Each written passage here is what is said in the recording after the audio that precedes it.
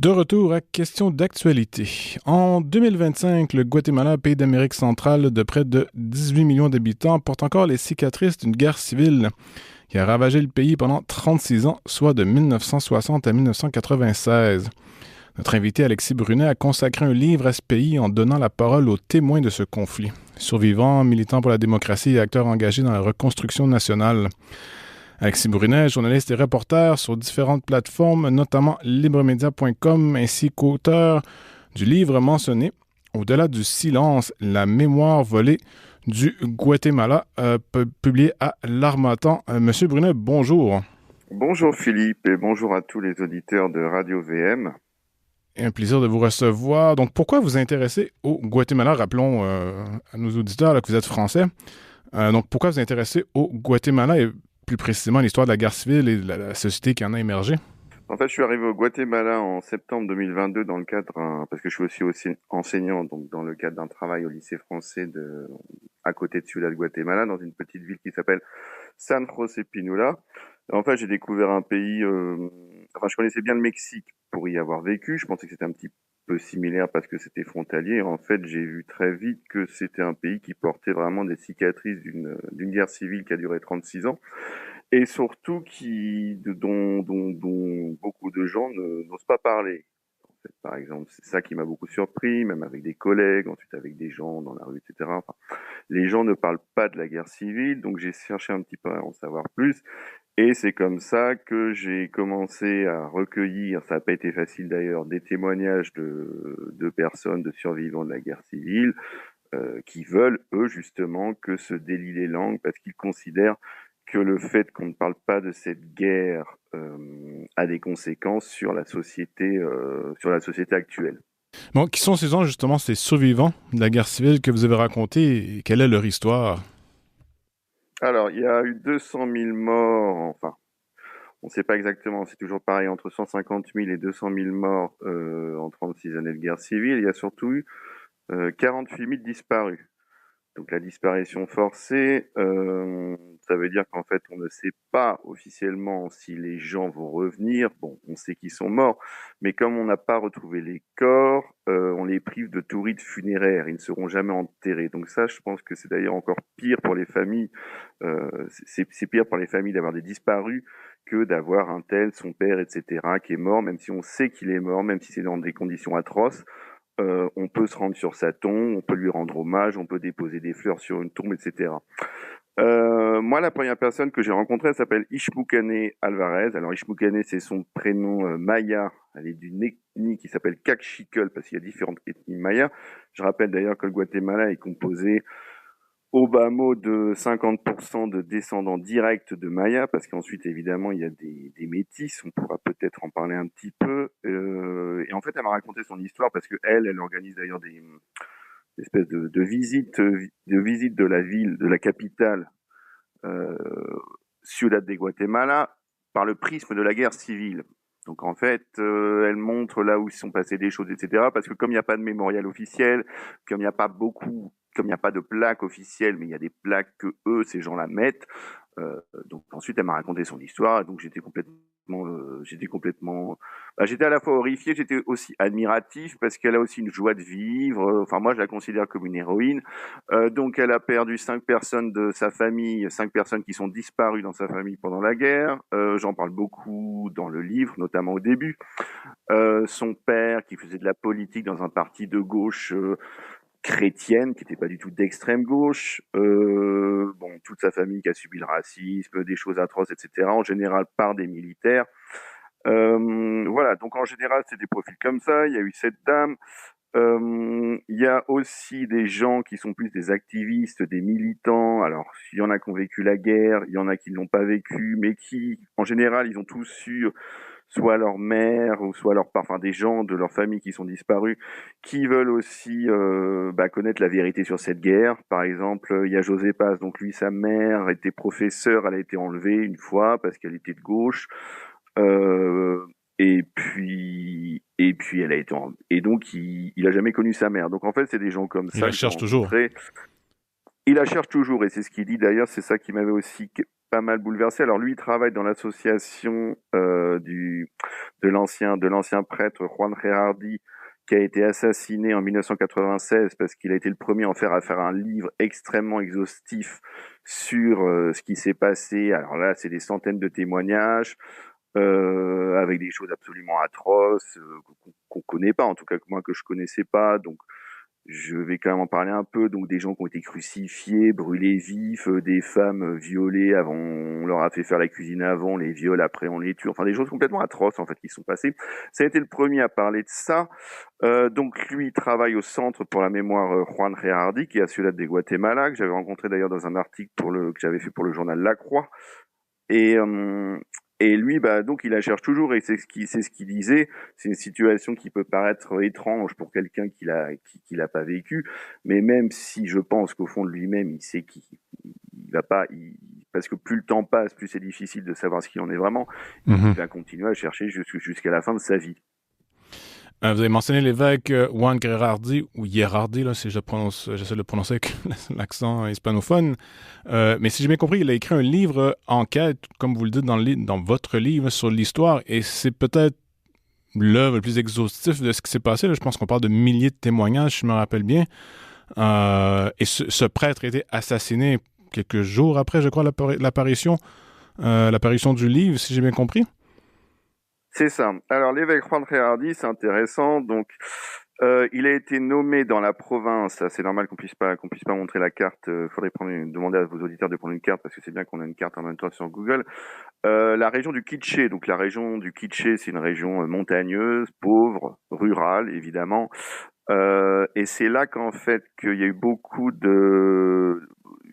d'exactions. Enfin la guerre civile s'est pas mal déroulée par là, parce que la guerre civile s'est pas déroulée dans tout le pays. C'était quand même assez nuageux, assez diffus. Donc il a débarqué, c'est comme ça qu'il s'est fait finalement aimer des Amérindiens, qu'il connaissait pas trop, hein. Bon, voilà. Et donc en 96, alors déjà pendant la guerre civile, il a voulu en parler, il est parti voir, il s'est rendu au Vatican pour parler à Jean-Paul II dans le cadre du synode. Il allait au synode du Vatican, mais il voulait aussi lui parler de ce qui était en train de se passer pour alerter un petit peu le monde. Ensuite, il est rentré chez lui, mais il n'a pas pu, donc il a dû s'exiler au Costa Rica parce qu'il a été empêché de rentrer au Guatemala à l'aéroport de la Aurora, donc à Ciudad de Guatemala. Là, il s'est exilé au Costa Rica voisin pendant quelques années. Ensuite, il a enfin pu rentrer et là, il a coordonné, disons, cette enquête avec peut-être pas des milliers, mais des centaines de témoignages, ce qui est quand même très dur à avoir parce qu'on a des populations amérindiennes qui, de toute façon, à la base, il y en a qui ne parlent pas espagnol déjà tout simplement, et puis c'est pas facile de gagner leur confiance. Donc il a réussi à faire ça. Donc le livre d'ailleurs, si vous voulez le télécharger pour vos auditeurs, il est en français d'ailleurs sur le site du Rémi REHMI. Je fais un peu leur publicité, enfin je pense pas qu'ils aient besoin de moi pour ça, mais le livre est vraiment très intéressant. Il existe en allemand d'ailleurs, il existe en français, il existe en anglais, en espagnol. Euh, et alors, quelques jours après la parution de... Non, enfin, il a présenté le livre à des officiels et 3 jours après, il a été assassiné par des militaires et par un autre prêtre. Parce que ce qu'il disait dérangeait, parce qu'il disait la vérité. Ça fait un peu cliché ce que je dis là, mais en tout cas, son livre dérangeait, évidemment. Parce que, en fait, il y a eu des accords de paix en 1996, mais il n'y a jamais eu vraiment de... Et en fait, c'est aussi tout l'objet de mon livre. Il n'y a pas eu de procédure de ce qu'on appelle la justice transitionnelle. Ils ont essayé, mais ça n'a pas marché. Et encore une fois, il y a des conséquences sur la société actuellement. Quelles sont les origines, en fait, de cette guerre civile là, qui est comme relativement méconnue, du au Québec ou en Occident, j'ai envie de dire? Oui. Alors, bah, On se replace dans le moi, les cadre de la origines de... guerre froide. Donc, tout ça se passe dans le giron, l'influence américaine, alors qu'on n'a pas que le communisme s'installe, alors que Cuba est à quelques années, ou à peu près. Là. Oui, c'est Cuba, c'est ça. quoi, Donc là, il y a 1960, 59? Oui, oui. Là, c'est la... Donc, il y a un coup d'État, justement, qui est... Et là, ça a été prouvé. C'est pas des bruits de couloir, etc. C'est comme pour le Chili, c'est comme pour l'Argentine. Il y a eu un coup d'État qui a été fomenté, peut-être pas organisé directement, mais qui a été très largement soutenu par la CIA. Sauf que ça s'est pas passé comme ça, donc il y a justement des militaires qui se sont rebellés finalement contre le pouvoir, et c'est comme ça que la guerre civile éclate. Voilà. Donc il y a aussi des origines profondes, ce que disent beaucoup d'observateurs nationaux et même internationaux.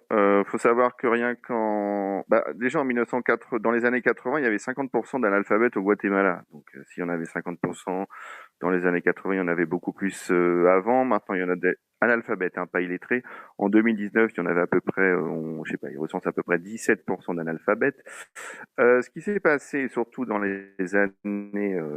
alors, il y a un général, un dictateur qui s'appelle le général Ubico, j'en parle pas mal dans le livre, ça c'est dans les années 40, qui était d'ailleurs admiré par Adolf Hitler. Voilà, donc ça situe un petit peu le personnage. Il a reçu une lettre personnellement adressée d'Adolf Hitler, si j'ai bien compris. Oui, voilà, il a reçu une lettre du Führer qui lui dit qu'un gouvernement comme le vôtre, de celui du général Ubico, devrait durer pendant des siècles. Bon, ça s'est pas passé comme ça. Le général Ubico, c'est toujours un peu compliqué le général Ubico a été renversé. Donc ensuite, il y a un président qui s'appelle Jacob Arbenz. Jacob Arbenz, qui n'est pas un communiste, qui est plutôt conservateur, qui rencontre une fille de torréfacteur, enfin, pardon, plutôt de torréfacteur, de cultivateur de café salvadorien, qui elle lui montre, lui explique un petit peu, enfin, il découvre une réalité qu'il ne connaissait pas et qui veut lui faire des réformes sociales. Et encore une fois, j'insiste bien que c'est pas du tout des réformes. Ces gens-là ne sont pas communistes. Ces gens-là veulent juste qu'il y ait une meilleure répartition des richesses, que les agriculteurs aient des droits comme les autres, parce qu'en fait à cette époque ils étaient quasiment en esclavage, etc., etc. Alors à ce moment-là, donc il y a finalement et c'est là qu'en fait la guerre civile éclate, et que là il y a parce qu'il y avait un opposant en exil en exil au Honduras, qui est soutenu par les Américains, et là ils envoient des avions de guerre bombarder quelques lieux stratégiques dans la capitale, et là Jacob Arbenz démissionne. Voilà. Donc ensuite il y a ce gouvernement mis par les États-Unis, mais il y a des gens qui se rebellent, et ensuite il y a 36 années de guerre civile. Mais comment est-ce que tout ça a pu durer 36 années, dans le sens qu'il y a eu des guerres civiles similaires en ce qui a trait, surtout dans la période en plein cœur de la guerre froide, alors que l'Ouest et l'Est s'affrontaient par conflit périphérique, si on peut dire, mais 36 ans, même après la fin de la guerre froide, pourquoi est-ce que la chose a duré si longtemps? Très bonne question. Il semble que ce soit le conflit le plus long En tout cas, c'est un des conflits les plus longs du XXe siècle. Il y en a qui disent que c'est le plus long. Je crois que c'est vrai. Très bonne question. J'ai pas... C'était une guerre quand même assez diffuse. On parle de 200 000 morts. Si on regarde les guerres actuellement, la guerre russo-ukrainienne, je ne sais pas exactement où est-ce qu'ils en sont, mais ils en sont bien plus que ça. En moins de temps. Donc c'est quand même une guerre... Pardon ? En bien moins de temps. Non, mais la guerre en Ukraine, par exemple. Oui, c'est ça. Oui, en bien moins de temps, voilà.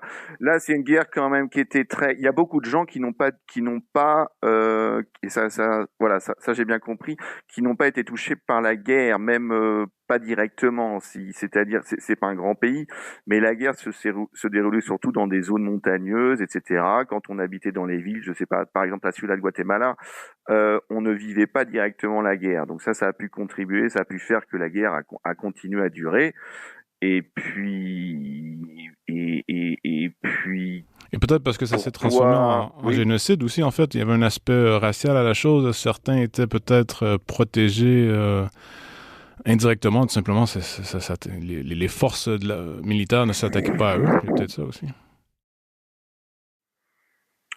De toute façon, l'aspect génocidaire, il se discute. Moi, je considère que c'est un génocide si on prend la définition du juriste polonais qui s'appelle Rafał Lemkin, qui a parlé de ça justement juste après la Seconde Guerre mondiale. Donc c'est la volonté d'annihiler un peuple pour ce qu'il est. Là, c'est ce qui s'est passé avec l'ethnie Ichil, c'est-à-dire une des ethnies mayas. Moi je reprends d'ailleurs ce que m'ont dit des gens, et ce qu'il y a notamment dans le livre de Juan Gerardi, donc des femmes qui ont été éventrées parce qu'elles avaient des fœtus, enfin des espèces d'horreurs comme ça. Donc ça, il y avait une volonté génocidaire, mais le génocide n'est pas reconnu. Il faut que ce soit. Alors il y a tout un processus, un procédé juridique. Le génocide n'est pas officiel. Il est peut-être il est officiel au Guatemala. Enfin, ça dépend parce que ça change tout le temps, mais il n'est pas officiel au niveau de l'ONU. Et pour ça, il faut faire une demande à l'ONU. Et ça prend beaucoup de temps. Donc parlons de nettoyage ethnique. Alors la question de départ, pourquoi ça a duré autant de temps très franchement, là, je serais bien en mal d'y répondre. Ce que je sais, c'est que ça s'arrête, ça reprend, ça commence dans des endroits. Il y a la guérilla aussi qui s'en mêle, donc ça, évidemment, ça fait durer. Moi, j'avais rencontré justement cet ancien guérillero, César Montes, qui est maintenant en prison pour un meurtre qu'il n'a certainement pas commis, mais qui a quand même été guérillero toute sa vie. Bon, la guérilla avait clairement l'objectif de faire du Guatemala un Cuba, mais la guérilla s'est greffée sur les revendications des premiers révoltés, enfin protestataires, les premiers gens qui ont pris les armes finalement pour se révolter contre ce gouvernement qui a été mis sur pied en partie par les États-Unis et par cette espèce d'élite, une oligarchie, disons, le terme n'est pas trop, qui n'a aucun intérêt à ce qu'il y ait une démocratie dans ces régions, ou à ce qu'il y ait une meilleure répartition des richesses, tout simplement, ou à ce que les gens aient accès à l'école, etc. Donc en fait, comme la guérilla s'en mêle, bah, ça n'arrange pas les histoires des autres. Donc évidemment, le parti, la droite, disons pour faire court, je sais pas, l'extrême droite, bon, c'est un peu compliqué parce que la droite là-bas, c'est pas pareil que chez nous. L'extrême droite, ça existe vraiment aussi là-bas. Enfin, on va pas, ce sera un peu long. Bah, veut mater la guérilla, mais la guérilla veut pas. Alors la guérilla va se cacher dans les montagnes. Alors comme c'est un pays montagneux. J'imagine que c'est un petit peu comme en Afghanistan, c'est pas facile de les déloger, ceux-là. Donc ça s'étire, et puis s'il y a beaucoup de gens qui sont pas touchés directement par les conséquences de la guerre, il n'y a aucune raison que ça s'arrête finalement. Qu'en est-il des relations aujourd'hui entre les descendants mayas et ce qu'on appelle les mestizos ou les ladinos? Si je le... Peut-être expliquer en fait ce qu'est les mestizos ladinos pour l'auditoire québécois et justement comment ces deux groupes ethnico-culturels cohabitent, si on peut dire, aujourd'hui. Oui. Alors il y a 50% de la population qui est directement descendante des Mayas, donc ceux-là sont pas mélangés. Et ensuite il y a 25-30% de ladinos, et puis ensuite il y a des blancs comme moi. Les ladinos, ça veut dire les latins guatémaltèques. Donc là, c'est des gens qui sont le fruit du métissage, donc d'un métissage. Bon là, il y a des circonstances troubles, on va forcer, peu importe, je sais pas. Ça, il y a toujours des zones d'ombre dans les histoires d'amour, etc. Mais en fait, surtout, ce qui est intéressant, c'est alors, on va dire qu'on stigmatise, mais c'est pas vrai parce que c'est vrai pour la plupart. Et moi, je l'ai vu. Ils rejettent leur héritage maya. Ils se sentent très occidentalisés, encore plus que les blancs, les blancs, alors on peut plus rien dire, les blancs, les blancs blancs, les blancs de souche. Et ça, je l'ai vu, et ça, c'est quand même assez symptomatique. Moi, j'ai beaucoup justement, j'en parle justement de ce Don Cayetano là qui est dans le livre, qui me dit, alors lui qui est un Maya pur sang, Il nous reste qui est une pas du minute. tout habillé comme un Maya, oui, ah ben, qui dit les ladinos nous détestent, etc. Donc il y a une espèce d'apartheid encore en vigueur aujourd'hui au Guatemala, on le voit, c'est juste factuel, un aparté silencieux, disons. Donc le statut des Amérindiens ne change pas, et puis de toute façon, non, il n'y a pas de mélange. Et par exemple, pour Ishpukane Alvarez, le nouveau président progressiste Bernardo Arévalo, elle considère qu'il ne s'intéresse pas assez aux Amérindiens. Alexis Brunet, auteur du livre Au-delà du silence, la mémoire volée du Guatemala, publié à l'Harmattan, qui est d'ailleurs disponible dès maintenant, si je ne m'abuse, au Québec, au Canada. Un grand merci. Merci à vous. Merci beaucoup. À tous ceux qui nous écoutent, merci également à la technique Daniel Fortin, à l'animation moi-même, Philippe Labrec, qui on vous invite à rester sur les ondes de Radio-VM.